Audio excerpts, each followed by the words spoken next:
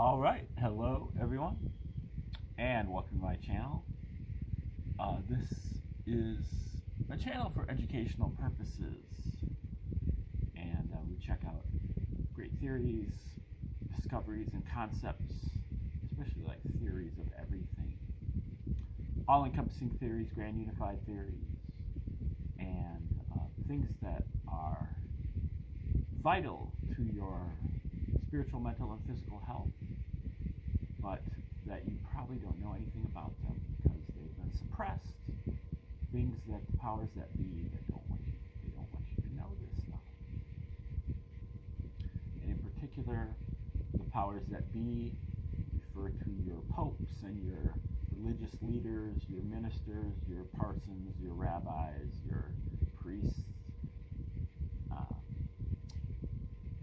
because we're doing a lot of Bible decodes. This is number 354. And we've looked at the Bible, and particularly the New Testament.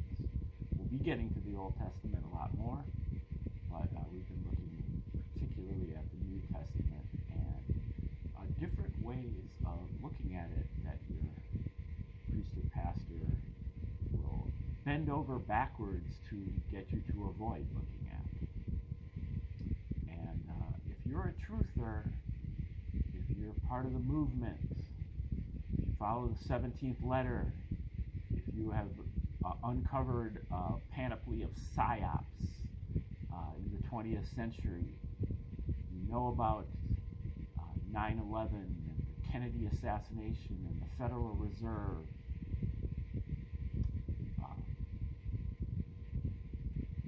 then you should not listen to your pastor. You should know better when they tell you, don't look into this, don't look into that. Oh, that's blasphemy. That is, not what we teach here. That's been discredited. That's been debunked. Well, those are the exact things that you need to look at. Those are the exact rabbit holes you need to go down. And we've gone down all these different rabbit holes, in particular the deep, deep rabbit hole of the Roman origins hypothesis. That is, that the Romans were the true authors of the New Testament. The Caesars of the Flavian dynasty wrote the Gospels as a psychological operation, a psyop against the Jews. And they didn't want the Jews to revolt anymore. They had just gotten done with a war against the Jews, and they took advantage of the fact that the Jews were waiting on a Messiah. But the Messiah the Jews were waiting on was a military commander who was going to help them overthrow the Jews, or overthrow the Romans. And so instead they came up with a Jewish Messiah who was the Prince of Peace. And he believed in rendering unto Caesar what is Caesar's, walking the extra mile with the Roman soldiers' heavy pack and turning the other cheek to oppression. And it worked swimmingly, way better than they thought it was going to work, and it's still around 2,000 years later. But if you check out the work of Josephus, the historian of Jewish extraction, who was an agent of the Romans, you will recognize that the jig, that there was a jig in place, that there was a psyop in place, because Josephus bangs off, to use your 17th letter terms, bangs off the Gospels in myriad ways, and that they were both written by the same people at the same time for the same reason. And it is a big puzzle, a code that you have to break. But it starts with the military campaign of General Titus of the Romans, and he eventually becomes the emperor. But General Titus was the destroyer of Jerusalem, and he was fighting against the Jews, and Josephus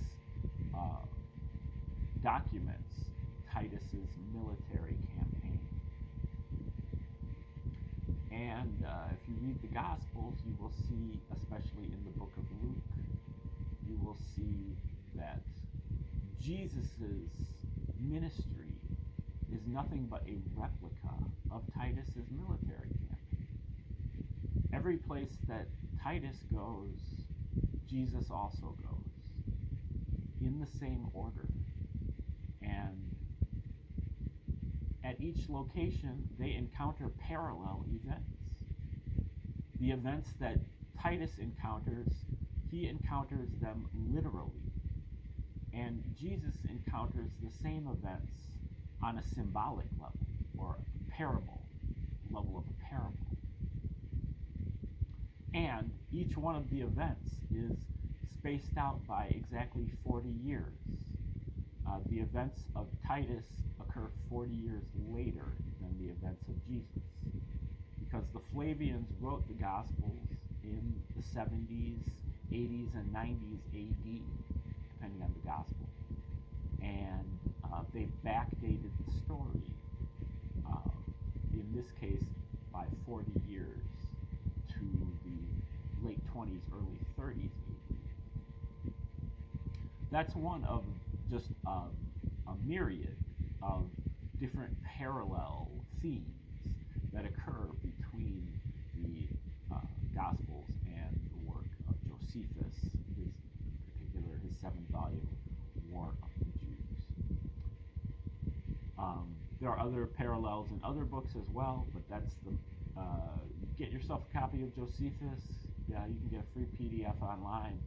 Start reading as soon as Titus gets on the scene, and you will read the story of Jesus, except that it's Titus fighting the Jews. But they go to the same places. I believe there's over 40 separate episodes that are all in the same order. But that I've gone over that in hundreds of videos previous to this. Today we're looking at the New Testament in terms of, really both Testaments, in terms of the deist perspective. And this is also quite relevant for you truthers out there, because the deists were very prevalent amongst the founders of our country. Many of these great patriots that founded the Republic were either closet deists or out of the closet deists. And the deists believe in one God, but they believe that that God did not write any books, and that the real Word of God is nature, and that human beings have been endowed with reason and other higher faculties that enable them to understand God through nature directly, not through an indirect Word of God that happens to be written in one of in some ancient language that we don't know, that has to be translated into a modern language by somebody who we can't trust.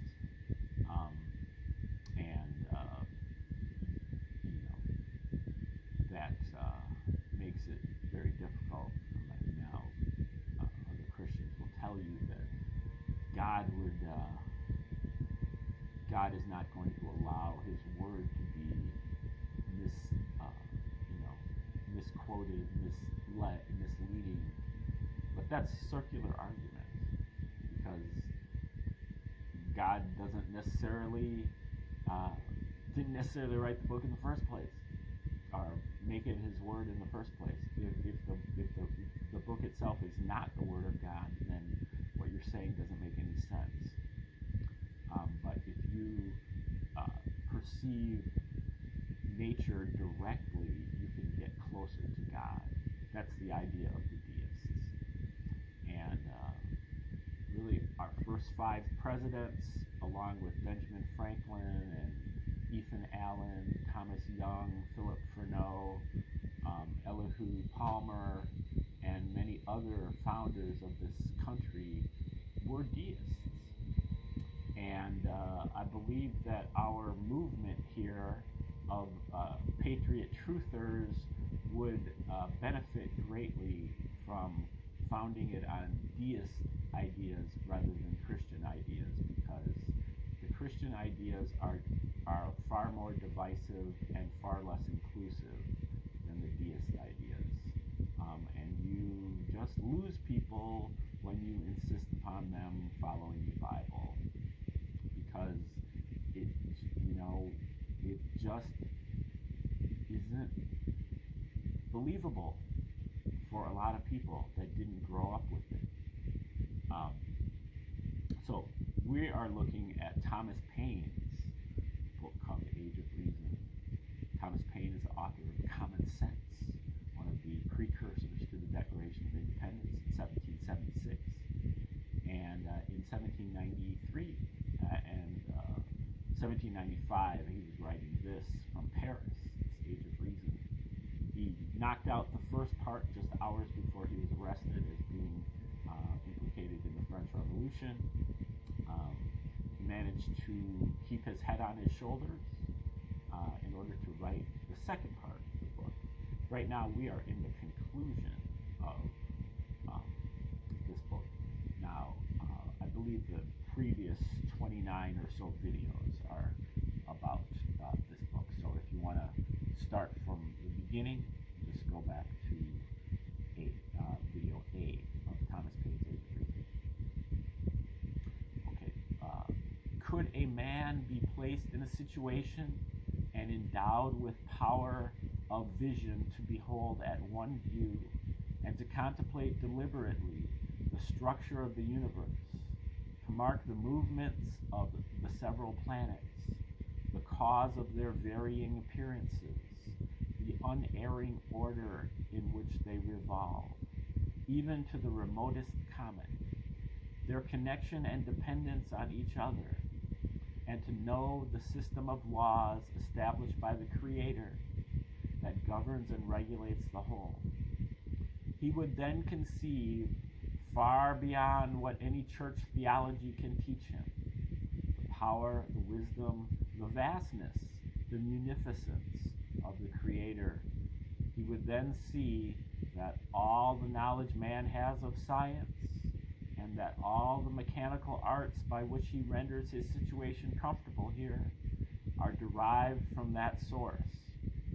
His mind, exalted by the scene and convinced by the fact, would increase in gratitude as it increased in knowledge. His religion or his worship would become united with his improvement as a man. Any employment he followed that had connection with the principles of the creation, as everything of agriculture, of science, and of the mechanical arts has, would teach him more of God and of the gratitude he owes to him than any theological Christian sermon he now hears. Great objects inspire great thoughts. Great munificence excites great gratitude. But the groveling tales and doctrines of the Bible and the Testament are fit only to excite contempt. Though man cannot arrive, at least in this life, at the actual scene I have described, he can demonstrate it because he has knowledge of the principles upon which the creation is constructed. We know that the greatest works can be represented in model, and that the universe can be represented by the same means. The same principles by which we measure an inch or an acre of ground will measure to millions in extent. A circle of an inch diameter has the same geometrical properties as a circle that would circumscribe the universe. The same properties of a triangle that will demonstrate upon paper the course of a ship will do it on the ocean, and when applied to what are called the heavenly bodies, will ascertain to a minute, ascertain to the minute, the time of an eclipse, though those bodies are millions of miles distant This knowledge is of divine origin, and it is from the Bible of creation that man has learned it, and not from the stupid Bible of the church that teaches man nothing. All the knowledge man has of science and of machinery, by the aid of which his existence is rendered comfortable upon earth, and without which he would be scarcely distinguishable in appearance and condition from a common animal, comes from the great machine and structure of the universe. The constant and unwearied observations of our ancestors upon the movements and revolutions of the heavenly bodies in what are supposed to have been the early ages of the world have brought this knowledge upon earth. It is not Moses and the prophets, nor Jesus Christ, nor his apostles that have done it. The Almighty is the great mechanic of the creation, the first philosopher and original teacher of all science. Let us then learn to reverence our Master and not forget the labors of our ancestors. Okay, just to add in here, I don't really see it as strongly as what Paine is saying. You know, I don't see the Bible as stupid or the Christian religion as stupid. You know, I see it really as you were born into it, and so you have an emotional connection to it. You know, you grew up in the church. Or maybe it helped you in a time that was difficult in your life. And so you have a connection to it that is kind of goes beyond reason. It goes beyond your, you know, strictly the words themselves. It goes into a feeling or an emotion that you have that's connected to it. And in so doing, or in that feeling, you are able to read some kind of wisdom, some kind of understanding into the words. But a person that doesn't have that connection to the Testament, to the New Testament, in this, that's what Thomas Paine calls the New Testament, is just the Testament. He calls the Old Testament just the Bible. But a person that doesn't have that connection, that didn't grow up with it, the Bible does sound quite stupid, you know, because you have to throw in so much faith. There's so much in it that is what Thomas Paine calls fabulous, or as of a fable, that is supernatural, that you have to, you know, say God did it, or the Spirit did it, or an angel did it, or some supernatural occurrence that if you didn't grow up, or at least weren't surrounded by it when you really needed a hand, where you really needed something in your life, when you weren't desperate. But if you're just reading it, then it does sound stupid. It sounds like it's an insult to your intelligence. You expect me to believe this? And so that's why I feel like deism is a much more sound foundation for a movement that is going on right now, because it's not an insult to anybody's intelligence, and it's not based on your upbringing.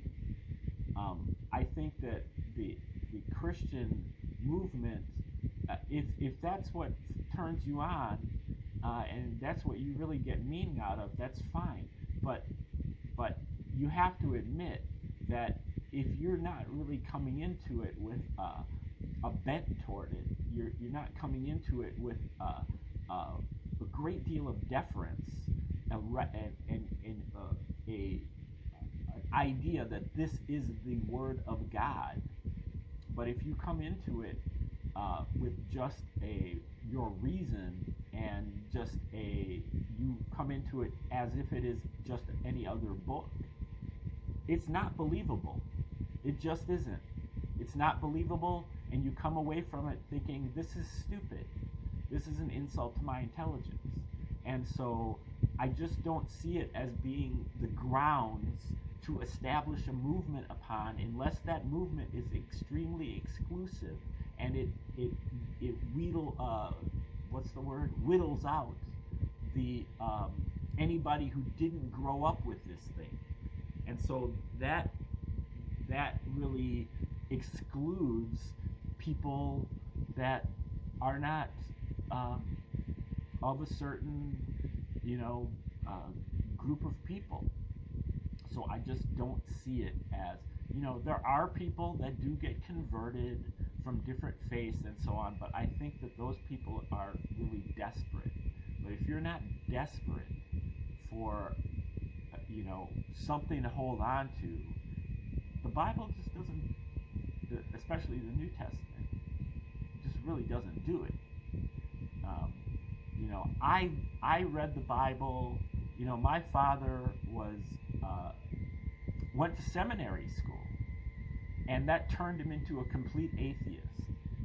And so I grew up without the Bible, never went to church, probably been to church 10 times in my life, as a guest of other people or whatever. But I looked at the Bible as an adult with a great amount of sympathy. I read it to be convinced, in order to, very openly. I wasn't reading it to debunk it. I was reading it to, hopefully this will convince me that this is true. But as I moved along with it, I'm just like, you expect me to believe this? I can't believe this. This didn't happen. This is not what happened. The only way that you're going to believe it is if you believe it is the Word of God. And that, you really have to inherit that. So that's my point of view. Thomas Paine goes a little further and he calls it stupid. I don't see it as being stupid unless, you didn't grow up with it. Then it sounds stupid because it's a lot of stuff that it doesn't sound stupid, it just sounds like a myth. It sounds like it's something that you can't possibly believe. It sounds like Santa Claus.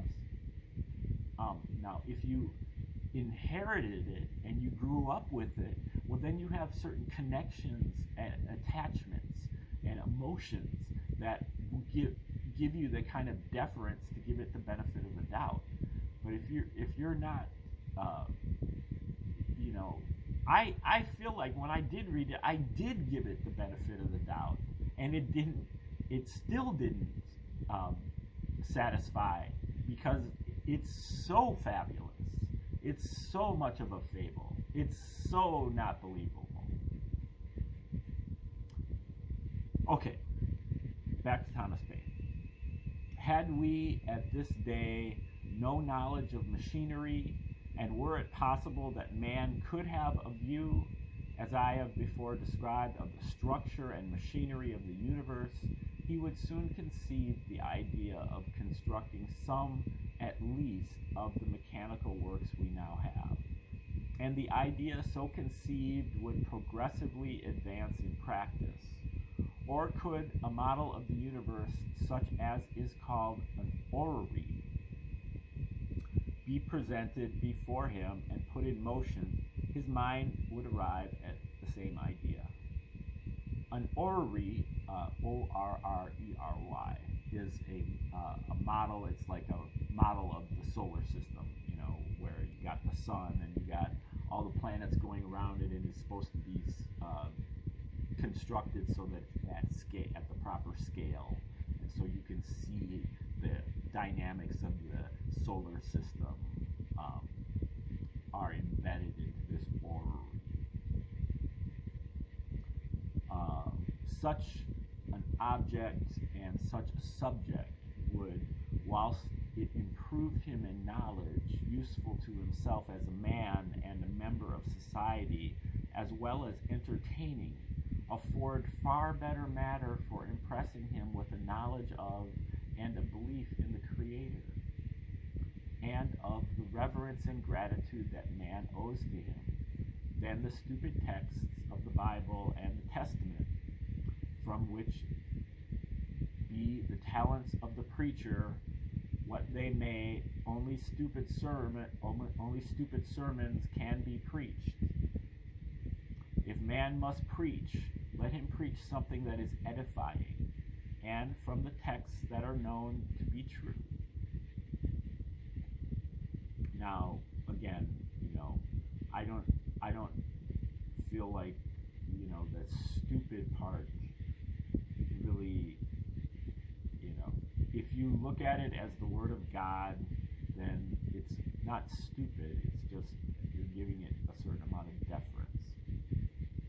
But I would also say that this a little bit verges on what I would call scientism, and thinking that just because science says it, that it's true. And I don't believe that the book of science is the Word of God either.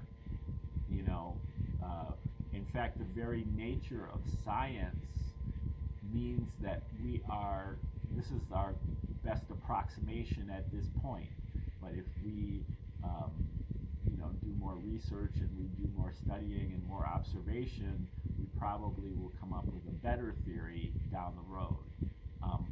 The whole idea of science is that the book is open, but I think many scientists are quite dogmatic in their orientation, and they think that we know this to be true. And he actually uses that word known from the texts that are known to be true. Well, I would say that that is an overstatement, and it is in danger to fall into dogma and into the religion of scientism, otherwise known as atheism and otherwise known as communism. So, there is, that kind of Scylla and Charybdis type problem. And so, but I think that deism is kind of like the mean, or the, sweet spot in between those, but it's dangerous, that you could fall on either side. But I think the scientific method and inquiry is the right approach, but you just can't be dogmatic about it. You've just gotta be like, okay, this is what we think at this point, but this is a hypothesis, and I'm sure that down the road we will improve our level of understanding here. So, back to Thomas Paine. The Bible of the creation is inexhaustible in texts. Every part of science, whether connected with the geometry of the universe, with the systems,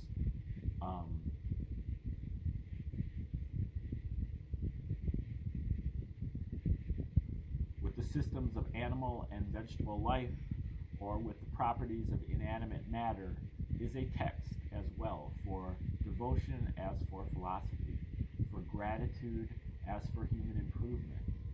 It will perhaps be said that if such a revolution in the system of religion takes place, every preacher ought to be a philosopher.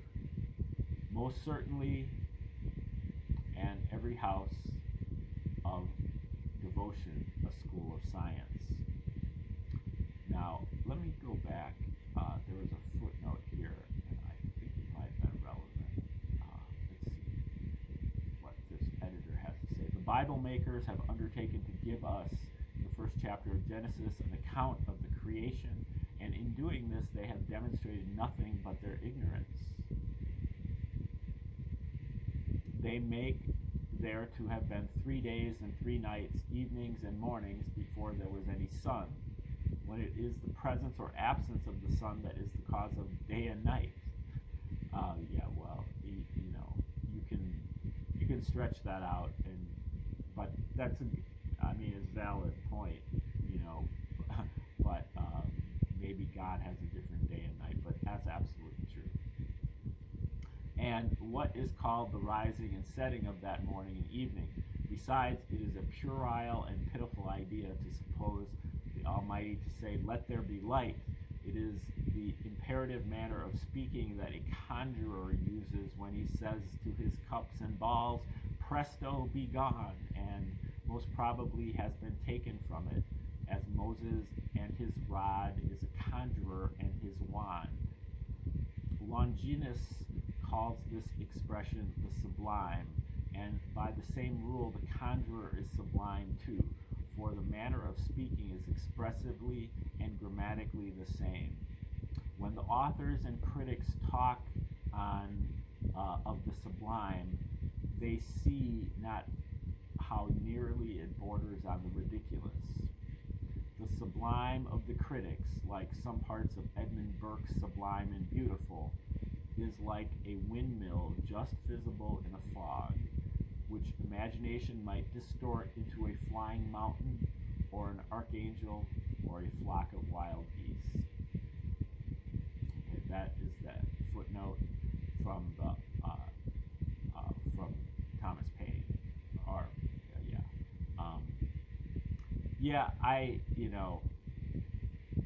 you can look at it that way. I think that the first chapter of Genesis, Dewey Larson, the author of the Reciprocal System of Theory, looks at it with a more open type of viewpoint, and kind of forgives the language of days and nights, and really says that the account of the chapter 1 of Genesis is really accurate in terms of how science sees it, except for like one very minor detail. So I've gone over that that's in Dewey Larson's book called Beyond Space and Time, and I think it might be in the final chapter of that book. So if you want to go look at that, those sets of videos that I've done, checking the Dewey Larson's Beyond Space and Time. Okay, I think we're going to stop right there, and we will return with the